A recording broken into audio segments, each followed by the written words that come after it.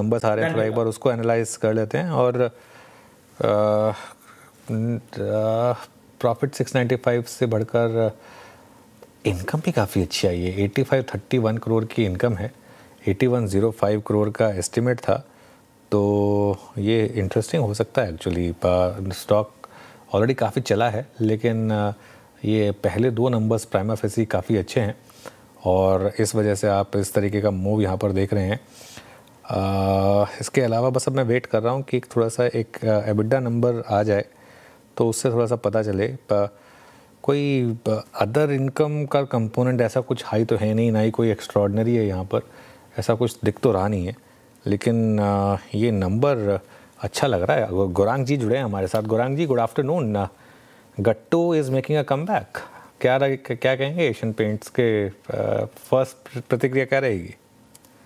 बहुत बहुत धन्यवाद अनुज भाई इस मंच पर आमंत्रित करने के लिए। सभी को प्रणाम और शुभ दिन। एक छोटा डिस्क्लोजर दे देते हैं कि जो भी निवेश लायक रणनीति आज इस कार्यक्रम में रखेंगे, ये हमारे रिसर्च टीम की तरफ से राय है। इसमें हमारी कंपनी जीओजेट तथा मेरा कोई व्यक्तिगत निवेश नहीं है, ना ही किसी प्रकार का वित्तीय लाभ मिलता है, ना ही किसी प्रकार का कॉन्फ्लिक्ट ऑफ इंटरेस्ट। लेकिन इसी स्तर पर राय हमारे क्लाइंट्स को देते, हो सकता है उनका निवेश हो। तो एक जो कारोबार में एशियन पेंट्स है अनुज भाई, उसको मद्देनजर रखते हुए रंग अच्छा लग रहा है आंकड़ों का, ये टिप्पणी मेरे ख्याल से अनिवार्य होगी। अगर वास्तविकता में कोई एक मुक्त मुनाफा या फिर कोई ऐसी एक्स्ट्राऑर्डिनरी आइटम एक सेकंड। नंबर वाकई में बहुत शानदार है। वॉल्यूम ग्रोथ 10.9% की है, मार्जिन नंबर 17.6% का है वर्सेस जो पोल एक्सपेक्टेशन था 16.3% का था। वॉल्यूम ग्रोथ की एक्सपेक्टेशन 7% की थी। 7% की एक्सपेक्टेशन के सामने 10.9% की वॉल्यूम ग्रोथ। और वीरू, हम ये डिस्कस कर रहे थे कि कंपेटिटिव इंटेंसिटी थोड़ी कम हुई है इस स्पेस में, और कहीं ना कहीं अब एक सेंस बन रही है कि कंपनीज को अब लग रहा है कि बस अब बहुत हुआ कंपटीशन, अब थोड़ा वापस पैसा बनाया जाए। और ये नंबर्स फिनोमिनल है। हालांकि स्टॉक काफ़ी चल चुका है।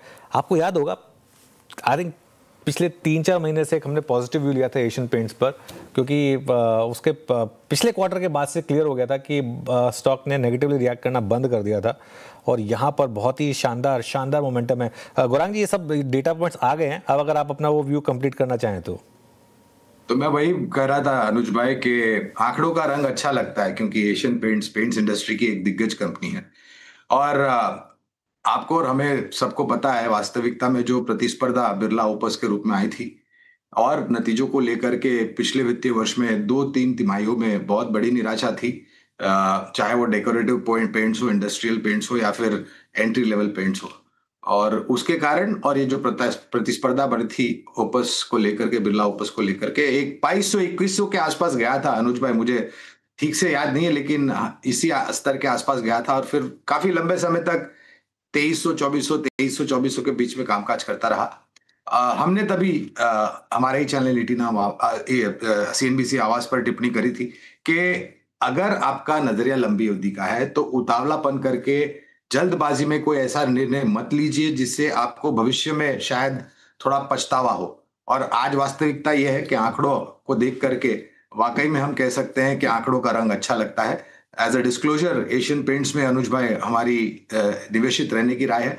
और मैं अनुमान लगा के चलता हूं कि आने वाले तिमाही के नतीजे शायद और सहारा देंगे और 3000 के पार शायद निकलने की संभावना लगती है, अगर वास्तविकता में तीसरी चौथी तिमाही में बहुत ही अच्छा सुधार हुआ तो।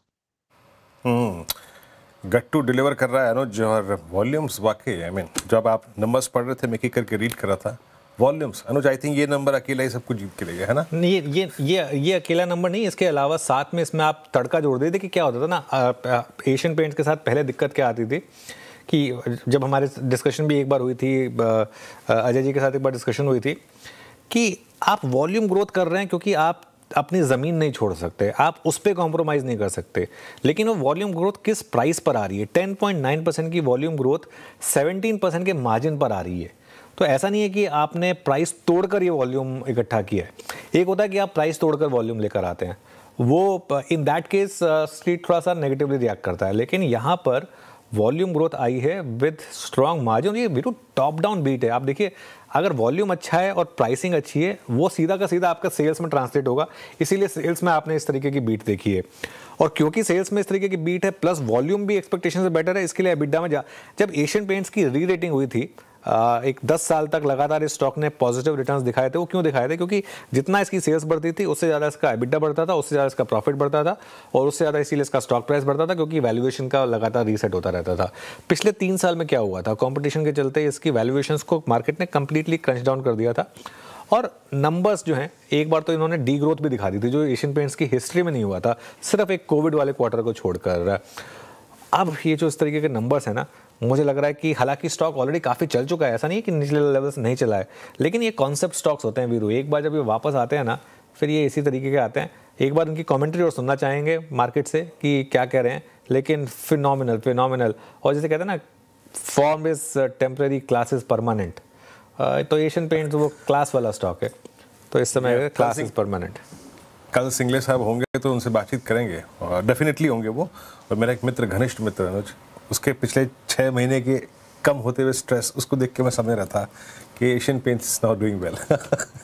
बीच में बीते 1.5 साल उसके बहुत टफ थे, मतलब इतनी आपद आफी थी एशियन पेंट्स की सेल्स फोर्स में, लेकिन वो स्ट्रेस पिछले 6 महीने में काफ़ी कम हुआ है। एशियन पेंट्स आपकी स्क्रीन पे 2780 पे डे हाई पर। और याद रखिएगा, ये प्राइस क्या है, ये प्राइस क्या है 8 नवंबर 2024 को। इसमें एक मेगा ब्रेकडाउन था, उससे पहले की लगभग 4 साल की ट्रैजेक्टरी। इस प्राइस टच के साथ आप उस जोन में आ चुके हैं। यतिन से नंबर्स को और थोड़ा समझते हैं। यतिन, नंबर्स अच्छे हैं, बाजार ने स्ट्रॉन्ग रिएक्शन दिया, थोड़ा सा और बाकी से समझाइए नंबर्स को। वीरू देखिए, जो मार्केट है वो वॉल्यूम ग्रोथ देख रहा है और जिस तरीके से इन्होंने वॉल्यूम ग्रोथ तक के इश्यूज को एड्रेस किया है Q2 में, और वो भी एक मॉनसून क्वार्टर में, ग्रोथ काफ़ी सॉलिड दिख रही है। इनफैक्ट अगर आप दूसरे बिजनेसेस को देख लें, जहां वो किचन में बिजनेस करते हैं, फर्नीचर साइड पे बिजनेस करते हैं, होम इंप्रूवमेंट बिजनेस करते हैं, वहाँ डी ग्रोथ हुई है। और अगर हम रेवेन्यू पे बीट देखें और जो पेंट बिजनेस का पूरा कारोबार देखें, तो जो डेकोरेटिव पेंट्स बिजनेस है, यहाँ आपको डबल डिजिट वॉल्यूम ग्रोथ आई है, लगभग 11% के आसपास की, और रेवेन्यू ग्रोथ है लगभग 6% का। और अगर हम इंडस्ट्रियल सेगमेंट की बात करें, जैसे कि जो कार पेंटिंग में यूज़ होते हैं मटेरियल्स, यहाँ भी आपने एक डबल डिजिट ग्रोथ देखा है। तो ऐसा नहीं है कि सिर्फ डेकोरेटिव पेंट से बीट आ रहा है, इंडस्ट्रियल सेगमेंट से भी एशियन पेंट्स को मदद मिल रही है।